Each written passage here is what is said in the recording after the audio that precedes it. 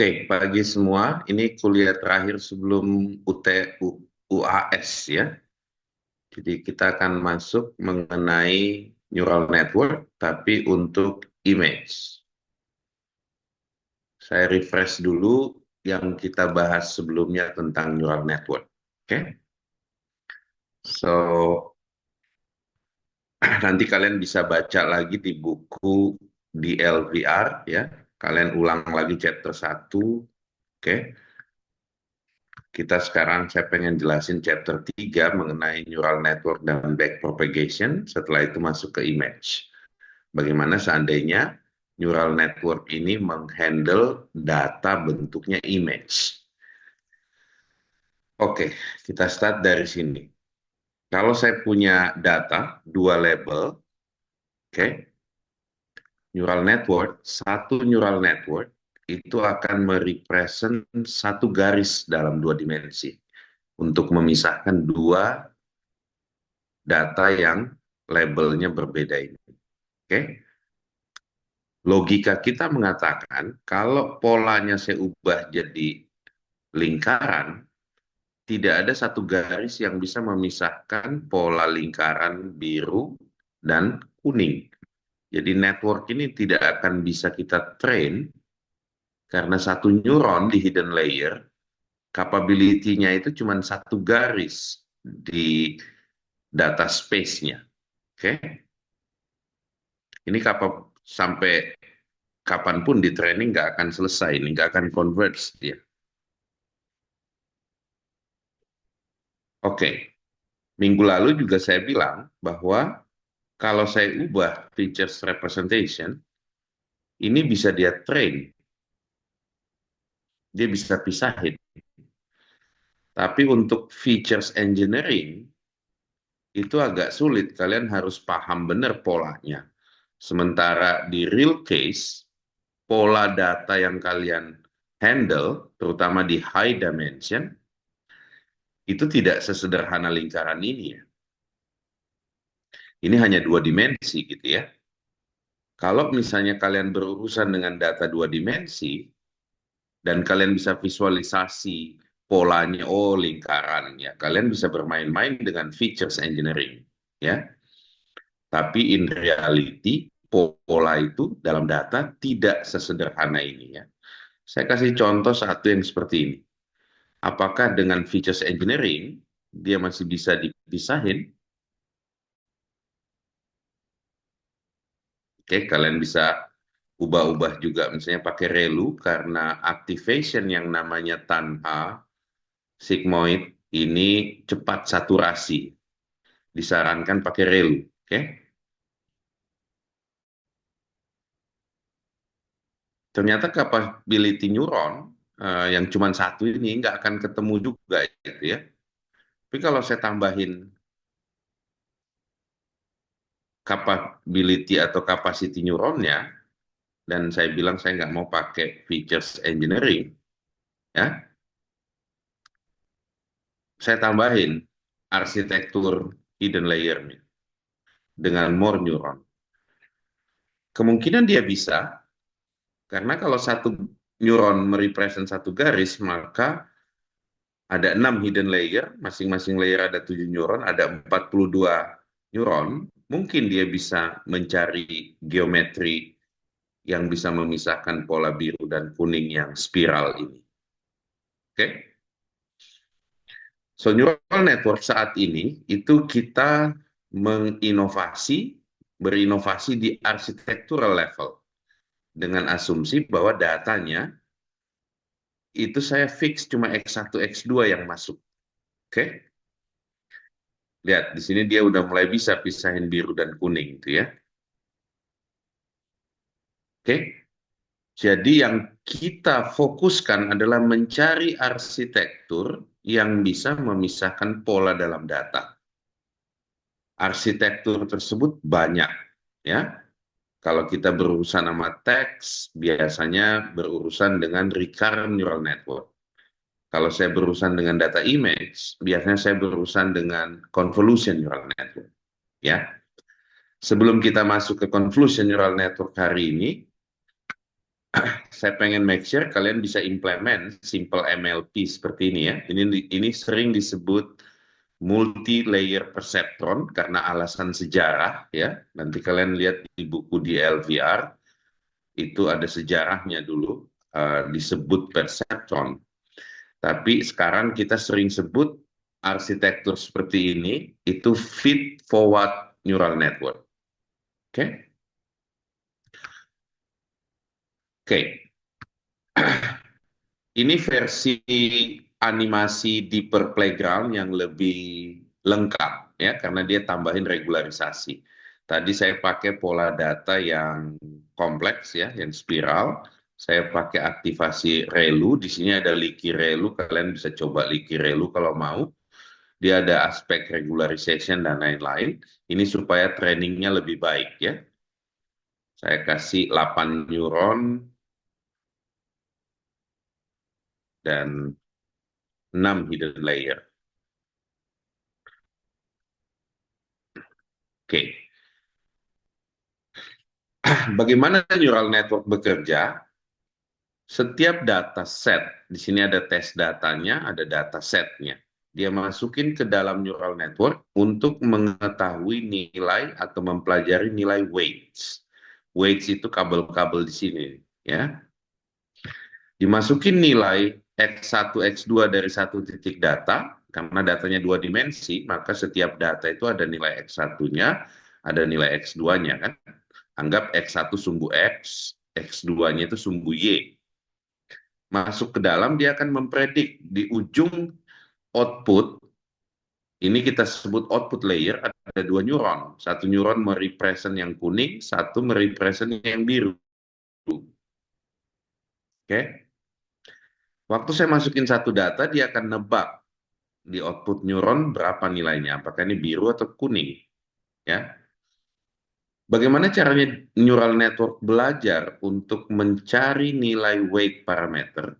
Itu caranya dengan mempelajari seberapa sensitif ya perubahan dari total loss. Loss itu adalah perbedaan antara prediksi neural network dan true label. Oke? Seberapa sensitif perubahan total loss terhadap perubahan kecil di dalam weight parameter. Oke?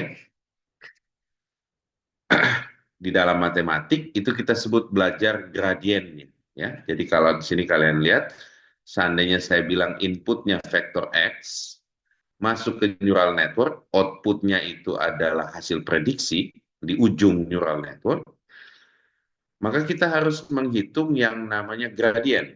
Assuming saya pilih activation function, misalnya pakai ReLU, gitu ya. Saya masukin ke neural network, kita akan ketemu mathematical problem untuk mencari nilai minimum dari total loss. Dan kalau kita ketemu nilai minimum itu, kita dapat weight parameter yang optimal. Oke? Proses ini yang disebut proses pembelajaran. Ini di sini dibahas ya di section 33. Jadi saya anggap loss-nya L, laju perubahan loss terhadap perubahan kecil di weight, saya bilang delta L bagi delta W. Karena neural network-nya bentuknya tensor,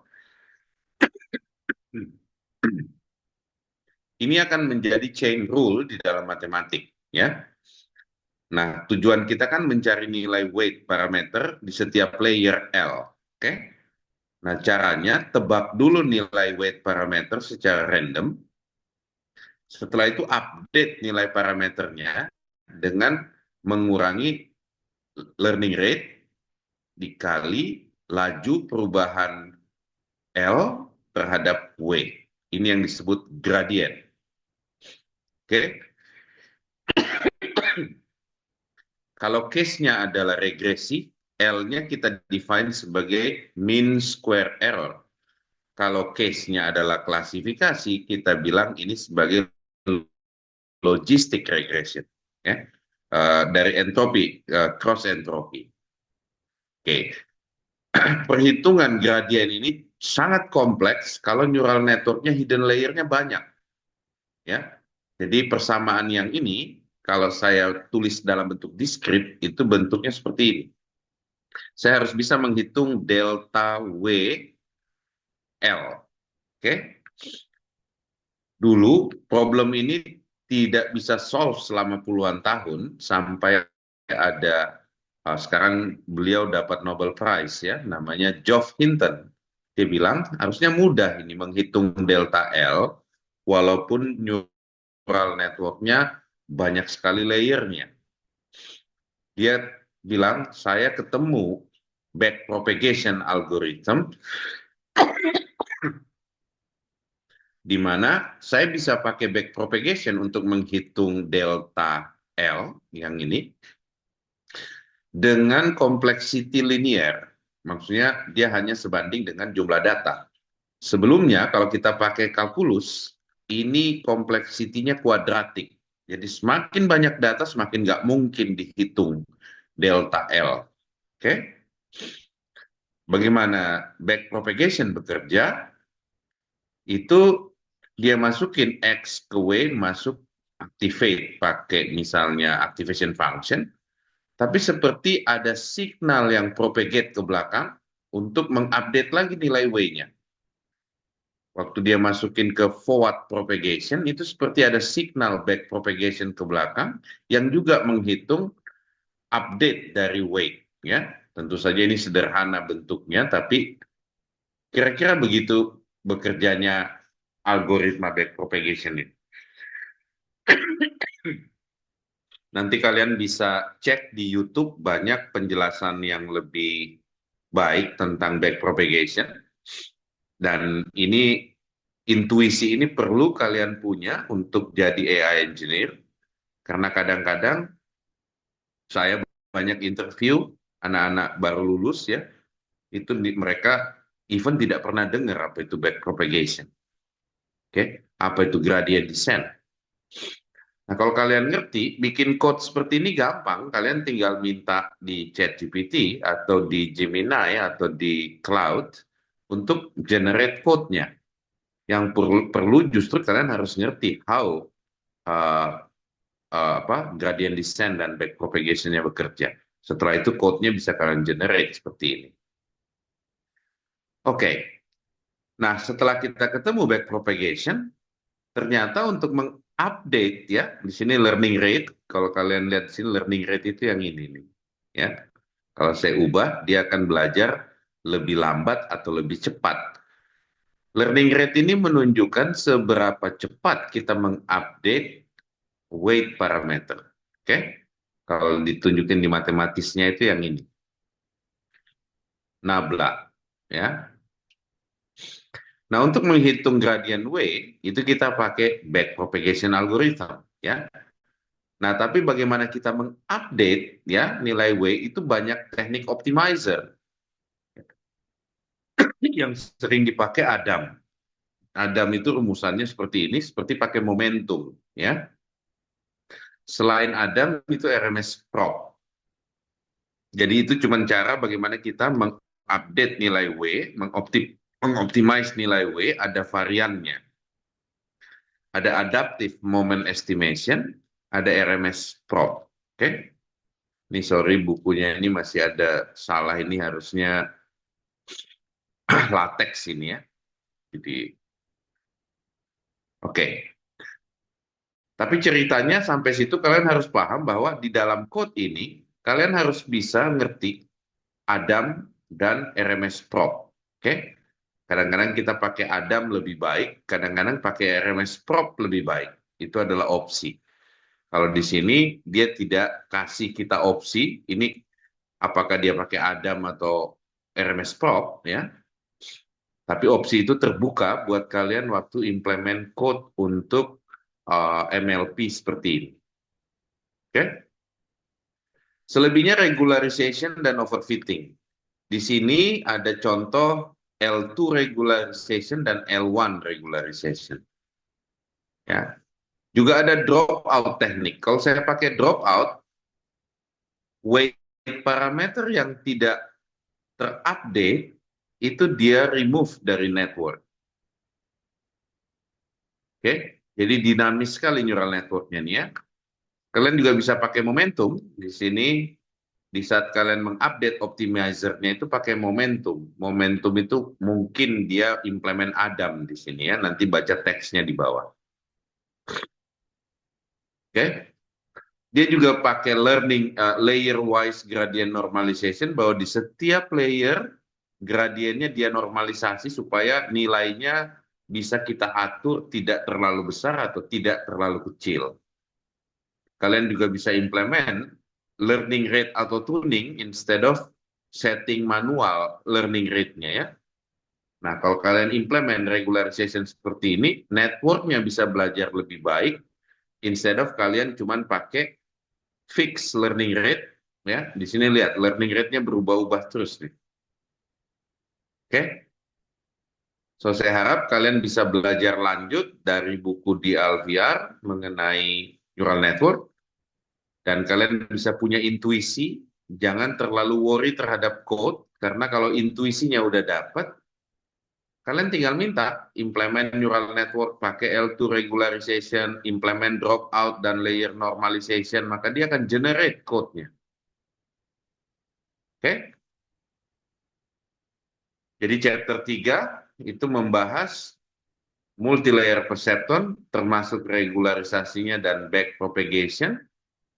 Backpropagation panjang matematiknya kalau harus diturunin, tapi di buku ini saya hanya ngasih intuisinya ya, supaya kalian bisa prompt code-nya dengan lebih detail. Oke?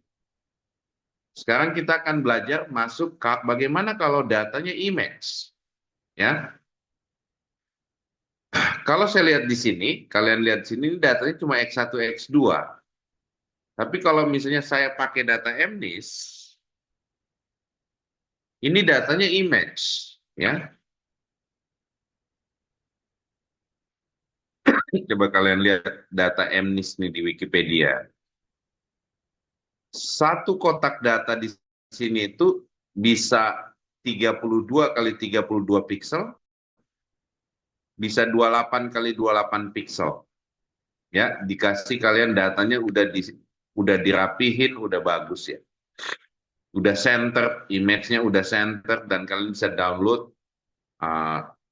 Data ini juga udah available di banyak framework, jadi kalian nggak usah download manual karena udah ada di framework seperti PyTorch. So, bagaimana saya masukkan ini ke dalam neural network? Ide paling brute force-nya adalah setiap X1, X2 ini satu pixel. Ya, masukin ke sini. Bagus nggak hasilnya? Uh, ada orang yang rajin bikin animasi. Jadi kalau saya punya satu pixel, saya langsung masukin ke neural network. Artinya input hidden layer pertama itu panjangnya harus sejumlah pixel di dalam image, yaitu 784 kalau dia 32 kali 32. Ini ya panjangnya. Oke. Tapi apa yang terjadi kalau saya train neural networknya dengan ini? Kadang-kadang dia salah. Misalnya saya sebut 1, guess-nya 8. Saya bilang 2, dia masih dapat. First guess-nya 2 ya. Saya mau tulis 7 ya. 1 dia bilang 7. Oke. Ini dia bilang 0. Banyak salahnya. Artinya apa? Akurasinya nggak bagus. So, bagaimana kita improve ini? Idenya neural network adalah sebelum saya masukkan ke dalam multi-layer perceptron, which is yang di atas ini,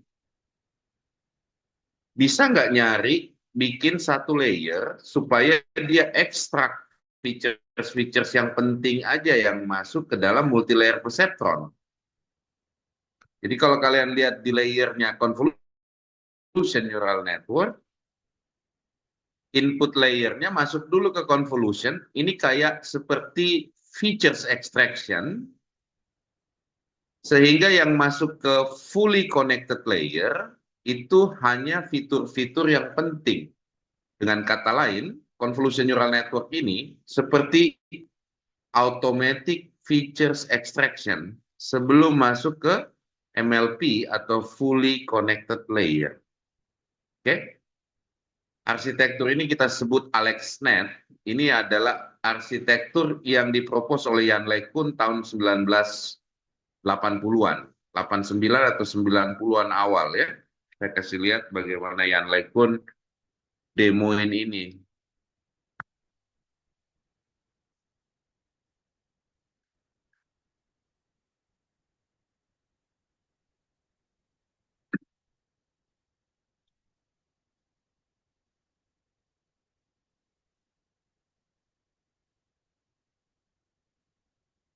Di tahun 1989, mungkin kalian ada belum lahir ya.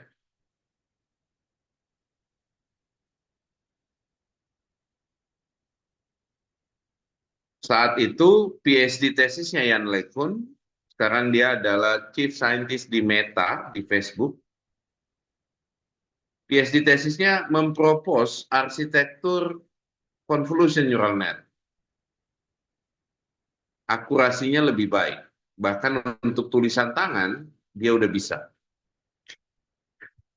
Kalau sekarang kalian upload image ini ke ChatGPT, dia kasih angkanya dengan sangat presisi ya. Tapi kita bicara ini tahun 1989.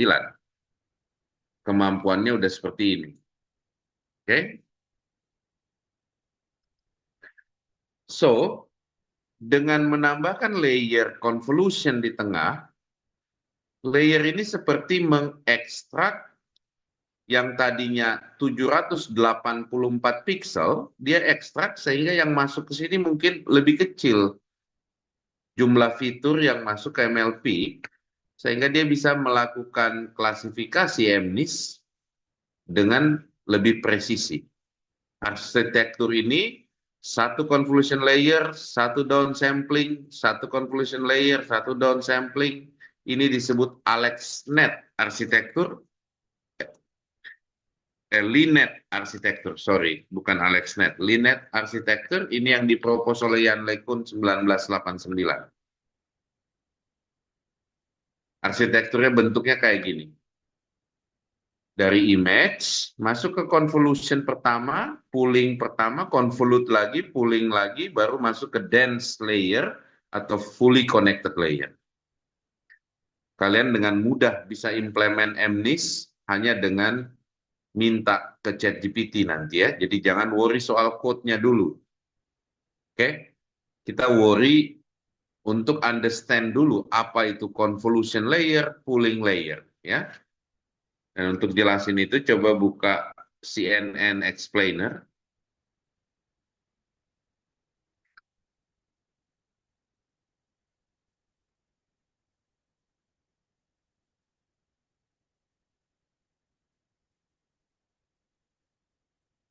Dan di buku itu mulai di part 2, ini ada penjelasannya tentang convolution neural nets. Oke, ceritanya itu start dari LeNet 5, arsitektur yang dipropos oleh Jan LeCun. Oke, setelah itu berkembang menjadi banyak model ya. Nah, saya lagi mau jelasin CNN Explainer bagaimana cara kerjanya convolution neural net. Agak lambat ini dia opennya. Oke, kebuka. Oke, dari image, proses konvolusi adalah bikin satu filter, dan filter itu seperti sticky note yang ada di whiteboard, dia akan scan the whole image. Waktu dia ditempelkan ke sticky note-nya ke whiteboard, itu dia perform operation matrix, product operation, kayak perkalian matrix ya. Jadi waktu dia bergerak, waktu dia di target image, itu matriks kali matriks ya. Matriks kali matriks kalau ukurannya sama kan jadi skalar. Jadi proses ini akan menghasilkan another image. Oke? Misalnya seperti ini. Jadi image yang input akan jadi image output. Apa yang kalian lihat di sini? Ternyata proses konvolusi itu seperti mengekstrak, background-nya ilangin, edges-nya aja yang ambil, ya. Jadi seperti mengekstrak features-features yang penting. Oke? Anggap image glass copy ini itu seperti tumpukan fitur, maka proses konvolusi itu seperti mengekstrak fitur-fitur itu dari tumpukannya. Oke?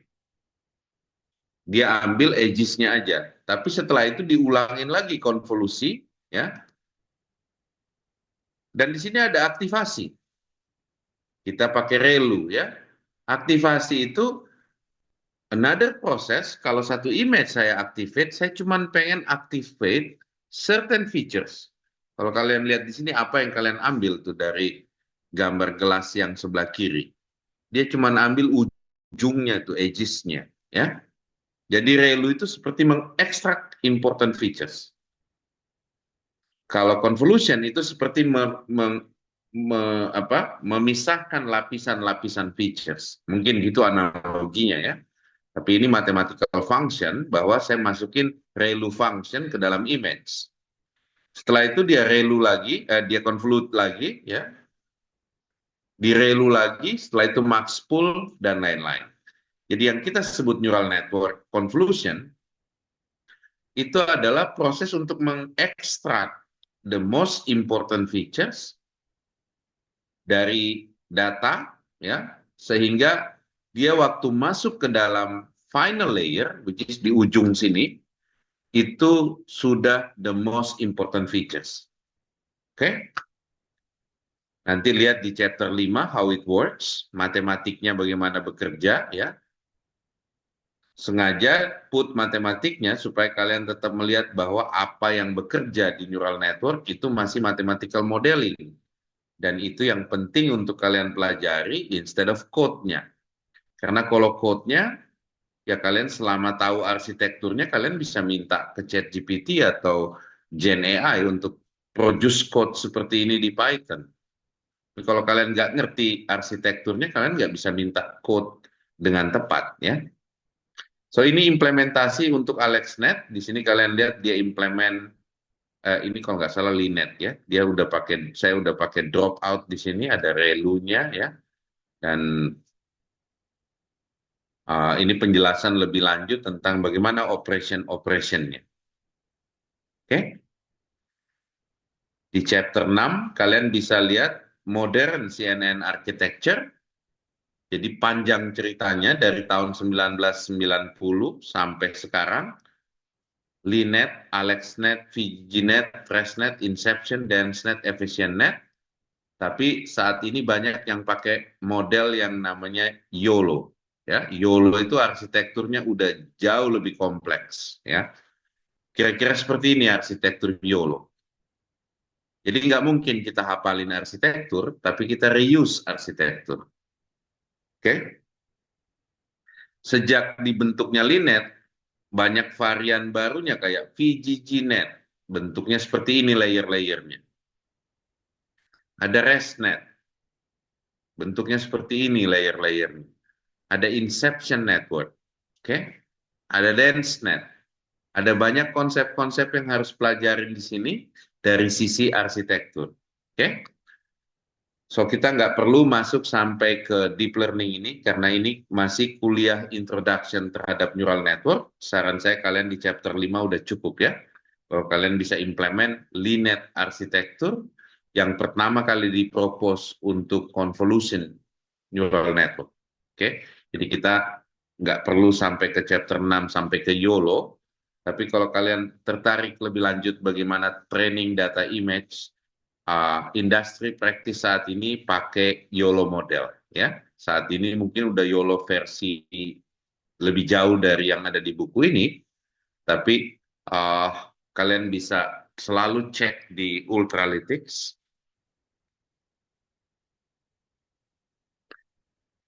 Dia punya platformnya, kalian bisa upload data ke sini, ya. Train, pilih YOLO model, ya. Di YOLO itu tiap tahun mungkin dia upgrade ya modelnya dan dia udah sangat-sangat presisi ya untuk secara real time dia bisa differentiate objek. Oke, so balik ke CNN, kita coba bikin yang simple aja ya. Saya akan pakai MNIST dataset dan saya akan pakai arsitektur namanya Linet ya. Linet itu diimplement di chapter 5 ya, di sini. Kalian bisa ambil code yang udah jadi ya, misalnya di sini. Saya pengen nunjukin gimana caranya kalian bikin dari awal pakai Python ya. Kita siapin dulu Google Colab-nya.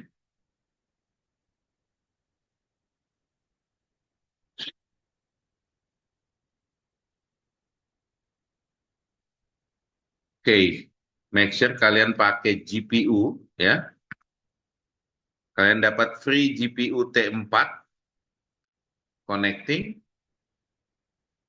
Ini hapus dulu. Oke, ambil kita tunggu disiapin environment-nya. Saya coba prompt ya.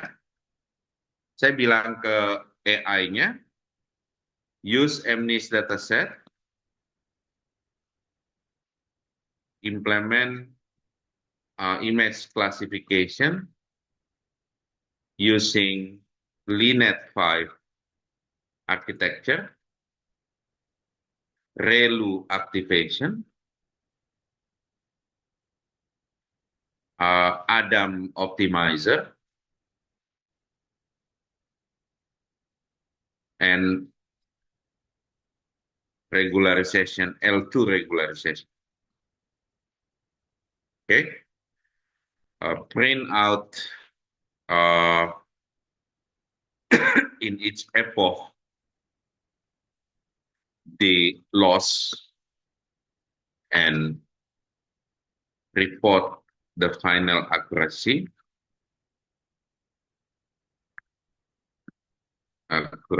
for 100 epoch. Oke, okay? Selama kalian paham bagaimana dia bekerja, bahwa ada epoch, ada regularization, ada Adam, ya kalian pilih optimizer Adam. Saya bilang sini pakai PyTorch saja ya. Oke, okay. Let's see. Oke, okay, dia import. Oh sorry, ini RAS ya. Saya pakai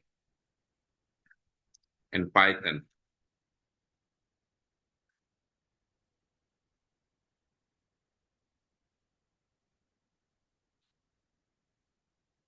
Ada prompt saya sebelumnya pakai RAS, jadi dia masih ingat.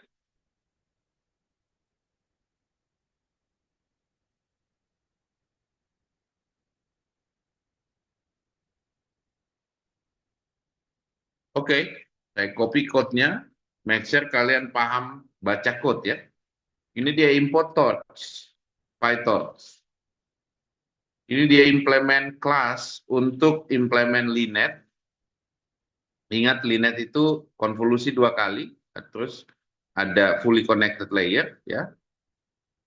Di sini dia nggak pakai pooling ya. Kalian nanti bisa minta bahwa di Linet itu ada pooling. Kenapa kamu nggak ngasih pooling di situ? Ya. Tapi di sini dia cuma pakai 2 kali konvolusi. Oke. Batch-nya 64, learning rate-nya 0,1, 100 epoch. Oke, ini oke. Data preparation-nya ini download dataset. Ini model loss-nya ya. Ini dia udah cek kalau ada GPU-nya, dia pakai GPU. Kalau nggak ada, dia pakai CPU. Oke. Oke, kayaknya make sense code-nya. Kita coba jalanin.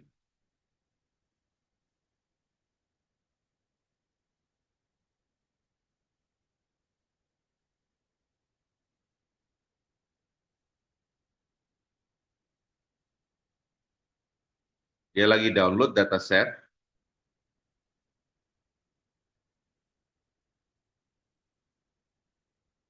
sekarang udah ada Gemini di sini ya. Jadi kalau ada apa-apa kalian bisa minta dia perbaiki code-nya ya. Tinggal buka Gemini yang sebelah kanan.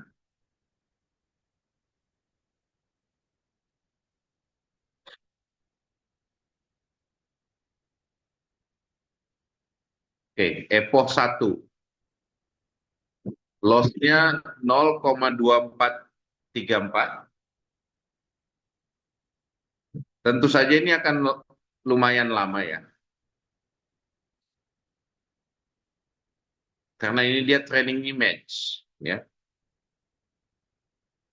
Tapi code-nya works ya. Jadi kalian harus tungguin sampai dia bisa train MNIST.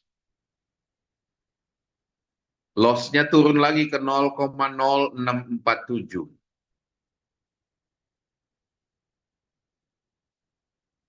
Oke, dia akan report selama 100 epoch. Nanti terakhir kalian akan dapat akurasi report yang terakhir. Setelah dia train, biasanya PyTorch akan bikin file pre-training ya. Jadi kalian bisa minta lagi revisi code-nya, revise the code to have the pre-trained model in PyTorch and perform inference. Apa itu inference? Modelnya udah di-train, saya kasih image baru, dia predict labelnya ya.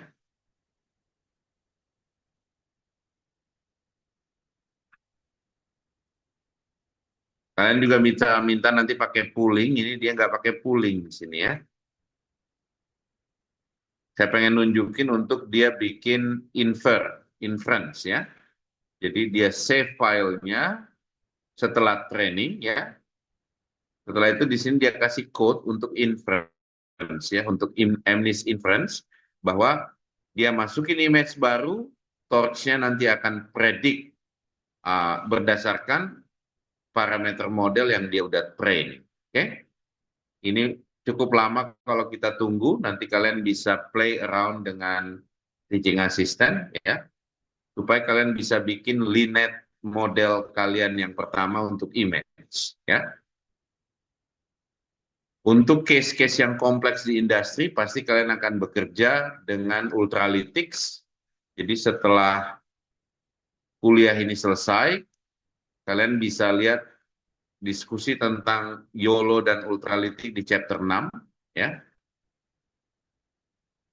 Ini ceritain sejarahnya Ultralytics dari awal. Oke. Awalnya disebut Darknet, nama arsitekturnya. Ini YOLO 3 architecture, lihat lebih kompleks ya.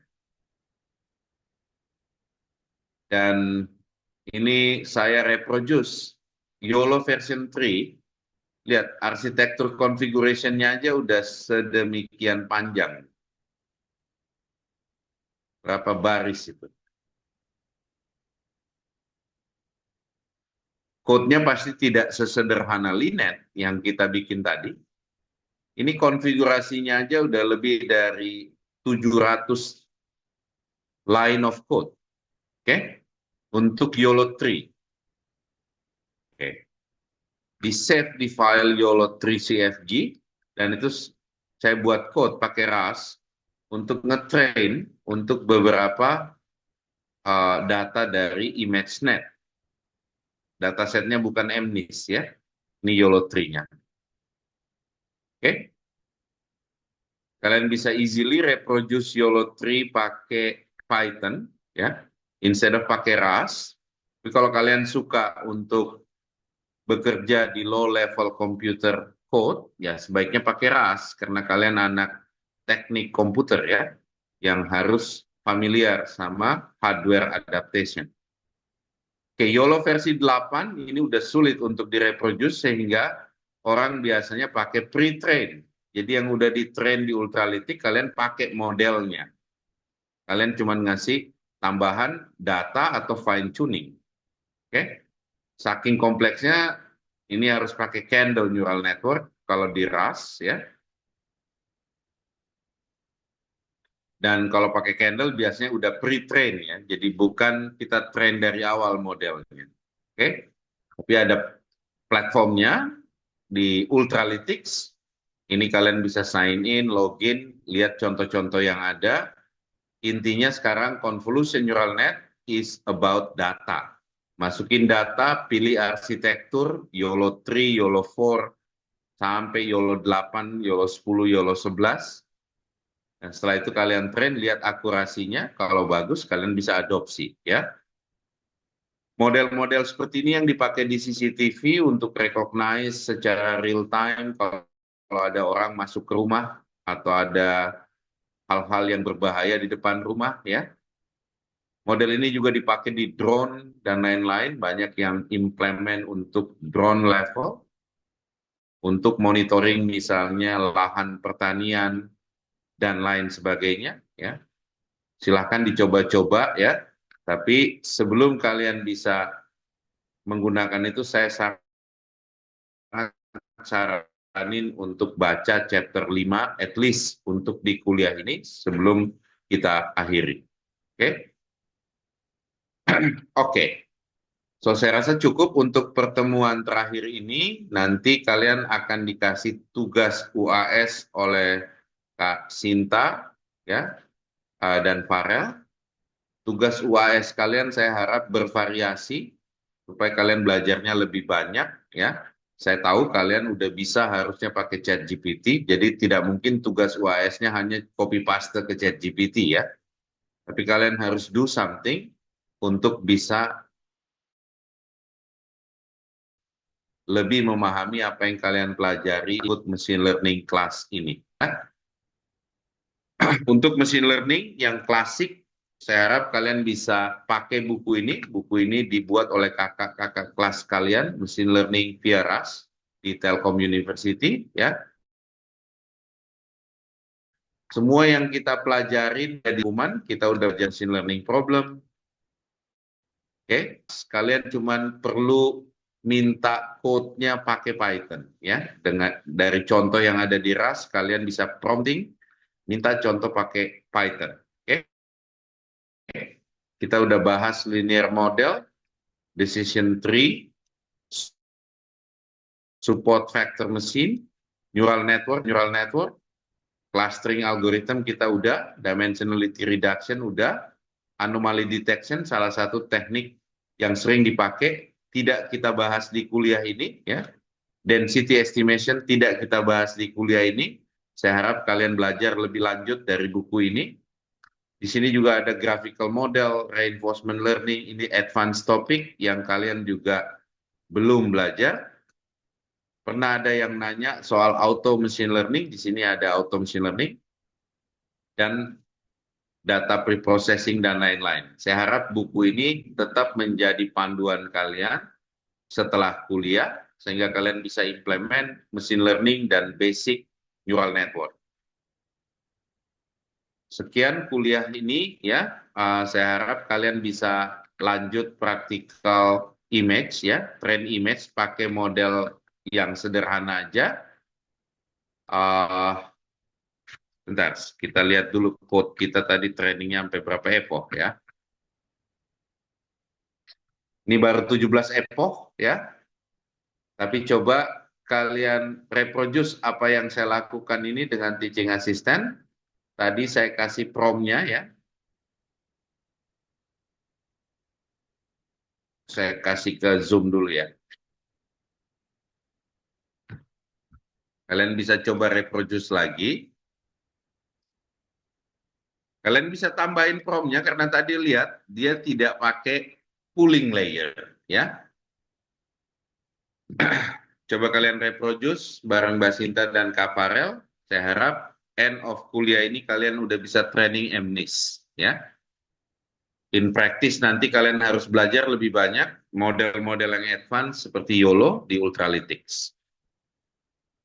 Oke, silakan Sinta, Farel dilanjutin untuk praktikumnya.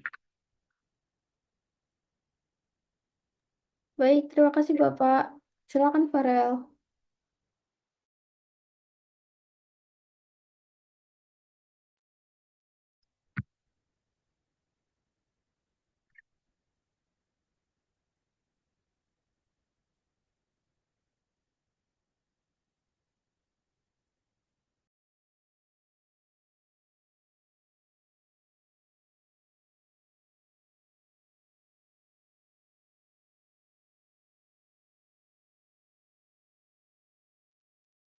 Oke, oke, cek, cek, cek.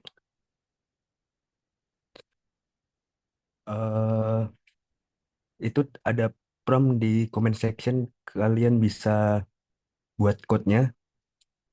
Tapi sebelum itu saya mau jelasin pooling tadi mention pooling di GPT dan GPT-nya di LexNet itu lupa ngasih.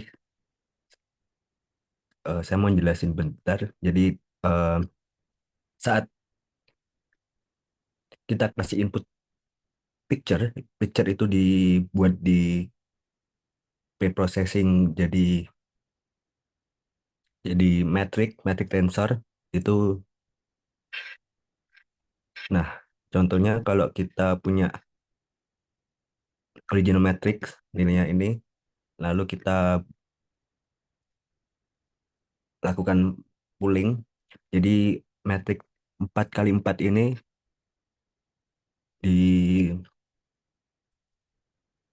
menjadi 2 kali 2. Jadi bentuknya itu,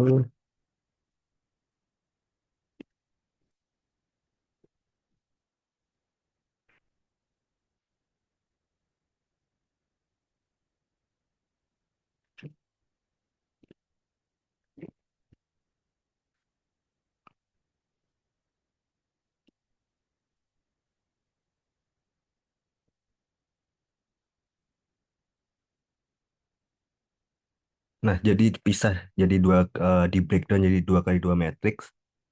Pertama saat matrix kolom satu, kolom 2, terus yang row 2 ini jadi matrix 1 3 5 6, terus selanjutnya jadi 2 1 7 8, and then 9 2 1 0, dan 4 6 2 3. And terus setelah di breakdown kita lakukan operation pooling. Jadi pooling ini ada tiga: max pooling, average pooling, sama L L2 ini regularisasi tapi jarang dipakai. Jadi kalau max pooling ini kita select dari jadi dari keempat matrik tadi yang jadi breakdown. Setiap value yang ada pada matriknya itu dipilih yang paling tinggi, yang paling maksimum nilainya. Sedangkan untuk average pada metrik keempatnya itu dicari nilai meannya, terus baru habis itu dijadiin satu matrik lagi. Jadi ini kalau matrik 1 3 5 6 kita ambil yang, karena ini max pooling jadi yang paling tinggi 6. Terus untuk matrik 2 1 7 8 yang maksimum nilainya 8. Untuk matrik 9 2 1 0 nilai tertingginya 9. Dan matrik 4 6 2 3 nilai maksimum ada di 6. Jadi kalau kita run, nah, jadi nilai metrik atau tensornya itu diperkecil, dia cari in- eh, informasi yang penting untuk proses deep learning-nya jadi lebih cepat. Tadi ini max pooling, kalau yang average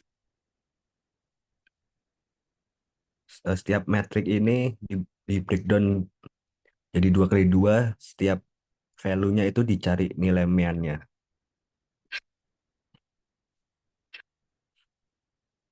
Jadinya ini. Terus ini sudah saya kasih informasi tentang pooling, persamaannya, sama intuisi di CNN juga. Nanti saya post di GitHub. Lalu kita build CNN. Ini sebenarnya promptingnya sama kayak yang ada di comment section, cuman saya pakai eh simple CNN Jadi kita bisa adjust inset arsitekturnya di input, kita kasih padding, terus activationnya relu, terus kita pakai max pull, terus konvolusi kedua sama pakai padding juga, terus activationnya relu, dan terus setelah itu kita operasiin max pulling.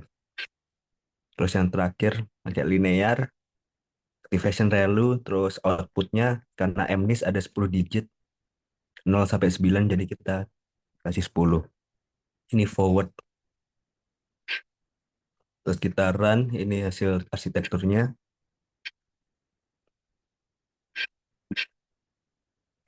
Terus setelah dioperasikan, ini pakai 5 epoch. Untuk yang pertama, karena akurasinya 93, loss 0,06. Setelah kelima, 99 akurasi trend, dan tesnya 98, nggak beda jauh. Terus kita build evaluasinya, masukin ke all label all pred, terus masukin ke evaluate model, terus kita bangun confusion metric, jadi bisa tahu berapa digit yang salah klasifikasi. Di 0 ini ada 2 digit, masuk ke 7 dan 8, dan seterusnya. Mungkin nanti bisa edit-edit sendiri CNN-nya ini. Tadi bikin yang simple karena runningnya lama banget. Setelah itu, terus kita bisa lihat nampilin evaluation prediction beberapa image. Ini tampilin ada tiga gambar prediction sama tesnya sama. Terus oh yes, saya tambahin visualisasi distribusi aktivasi. eh, jadi ini pada s- layar pertama yang tadi ada di simpel CNN yang pertama tadi pakai Relium. Ini kelihatan kayak distribusi Poisson, eh, nilai nolnya banyak banget. Jadi kalau di Relium itu,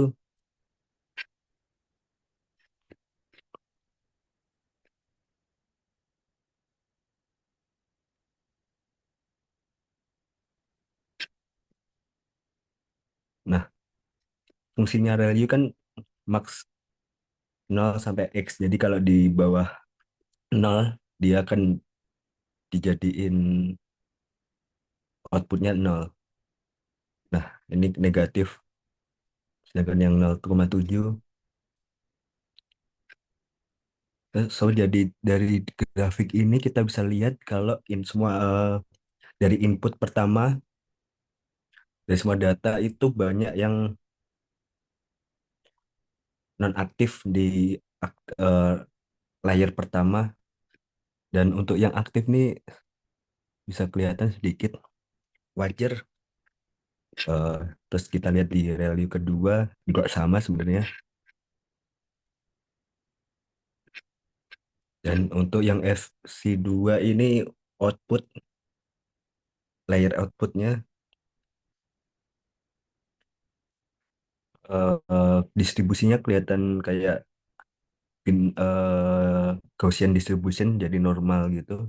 Cuman ada beberapa yang frekuensinya tinggi nih.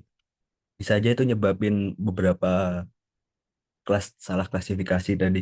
Tapi masih normal ini. Kalau kelihatan ini mungkin bisa di-adjust dari arsitekturnya. Karena tadi pakai simpel CNN, jadi beberapa kelas masih salah klasifikasi. Terus ini coba bikin pakai gradient flow.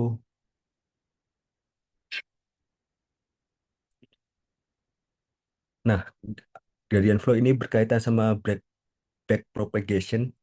So, di layer terakhir itu selalu dia ngoreksi hasil dari training dan tesnya. Kalau antara hasil sama tesnya itu beda, dia bakal update nilai weeknya, terus bakal ngulang lagi ke layer pertama. Jadi ini di layer akhir gradiennya tinggi, terus yang pertama ini jadi ngelihatnya dari belakang terus ke bawah ke pertama ke layer satu. Jadi kalau Bama nanti ketemu kasus kalau setelah di back propagation layer pertamanya ini hilang nggak ada sama sekali, itu mungkin vanishing gradient, nilai gradiennya hilang jadi nggak bisa update wake meskipun udah di tweak berkali-kali, epochnya sampai ribuan gitu tetap hasilnya nggak akan berubah. Nah itu pakai Liqui Relu. Kalau di sini nggak dijelasin kayaknya. Coba nanti cari activation yang lain, itu ada Relu tapi dimodifikasi dikit itu buat handle vanishing gradient.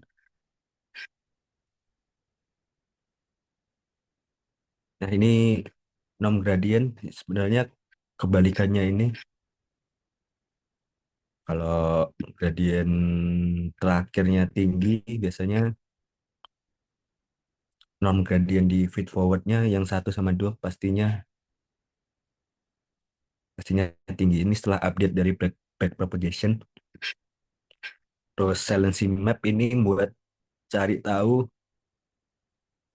fitur mana dari input yang kita kasih itu yang penting, karena kita CNN jadi kelihatan ini kayak angka 7. Ini berguna banget kalau kita pakai dataset yang fiturnya tuh banyak, ada ratusan. Jadi kalau di mesin learning statistical itu sebelum kita lakuin apa training model harus pre-processing, feature selection, feature engineering dan lain-lain. Kalau di deep learning nggak terlalu penting karena dia bisa adjust sendiri, dan untuk tahu fitur mana yang penting kita pakai Silency Map.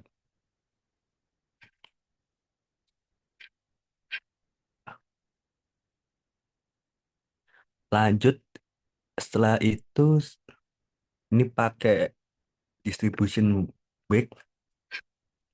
Jadi kalau di layer pertama weight-nya ini masih normal, jadi trainingnya oke, dia nggak ada boom gradient atau vanishing gradient gitu. Biasanya kalau di datanya skew ke kiri, artinya banyak banyak data di kiri gini, yang di sini nol, gradiennya hilang. Kalau kebalikannya, kalau ini distribusi bobotnya tinggi di kanan, berarti ada gradient exploding. Terus di layer kedua bentuknya lo kayak lonceng, ini Gaussian distribution berarti normal ini. Kalau datanya skew ke kiri atau ke kanan berarti ada something wrong, kayak gradiennya di layer-layer di layer kedua. Layer ketiga oke, dan kelihatan normal semua. So, ada pertanyaan kah?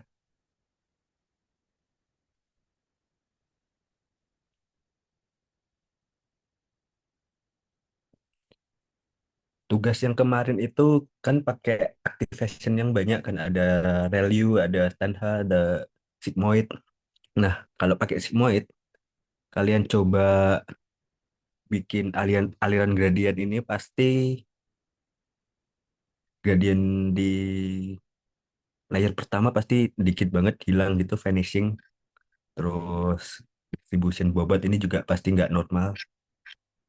Dan pasti trainingnya lama banget, apalagi kalau pakai epoch banyak.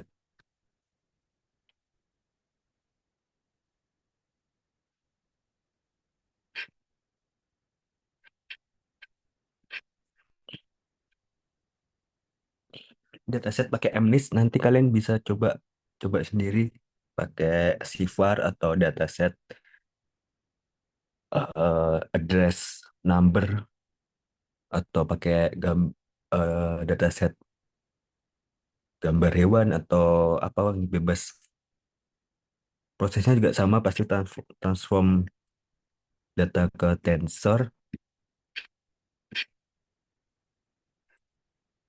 build modelnya,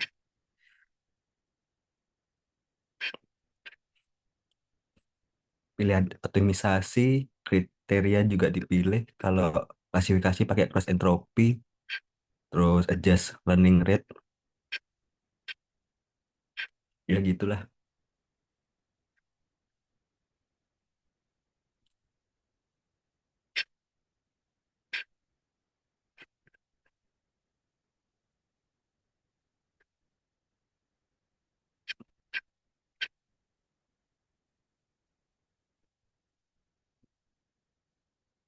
Nah, ini hitungan manual dari backpropagation.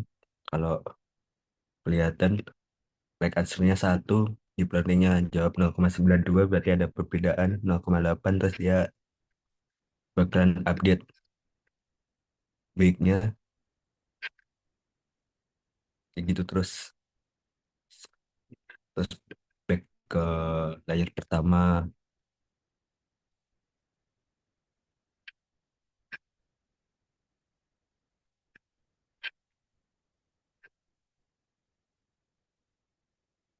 Kayaknya udah cukup. Kalau nggak ada pertanyaan,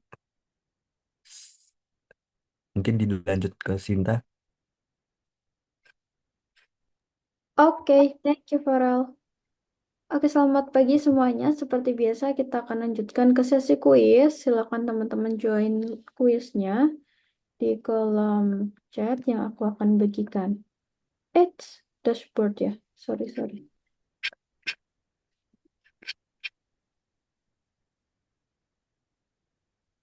Bisa nggak?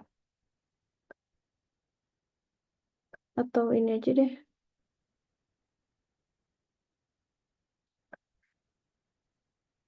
Teman-teman join ke kuis. Terus habis itu kodenya 788155. Silakan. Ditunggu 3 menit. 10 lebih 10 kita mulai.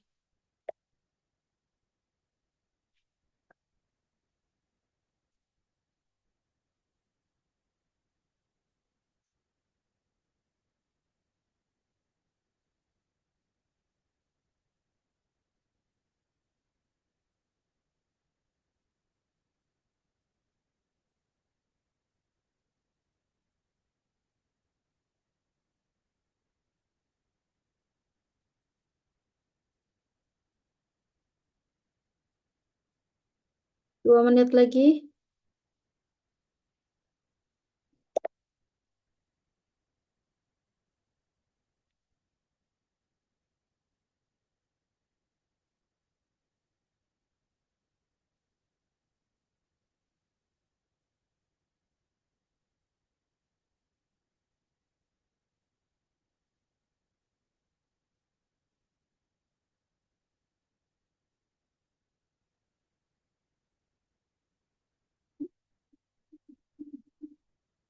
Satu menit.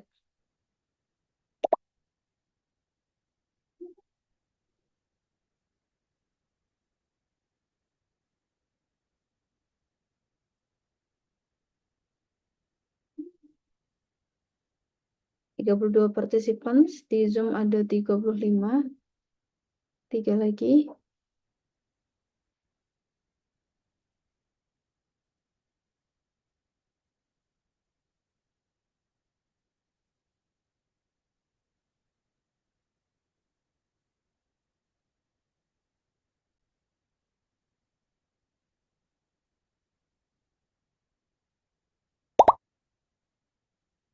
Satu lagi. Ayo Jamil.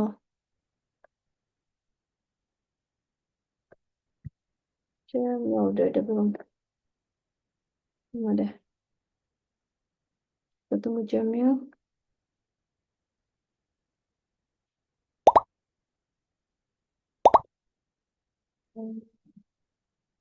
Belum ada nih. Jamil udah belum?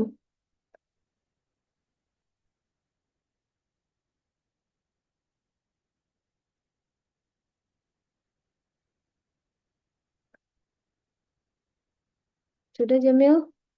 Boleh konfirmasi ke kolom chat.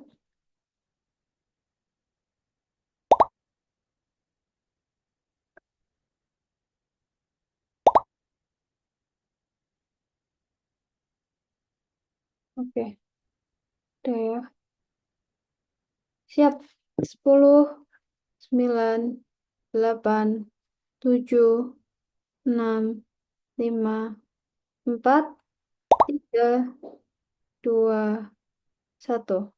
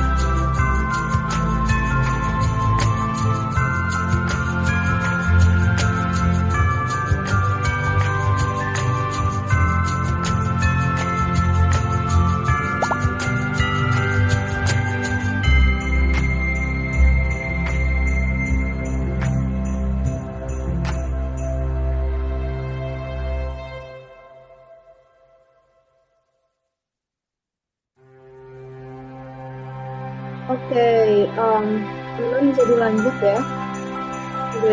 Udah banyak yang udah selesai. Silakan teman-teman diselesaikan bagi yang belum. Mungkin kita bisa cukupkan pertemuan kita di pagi hari ini. Terima kasih semuanya. Selamat kembali beraktivitas. Bye-bye.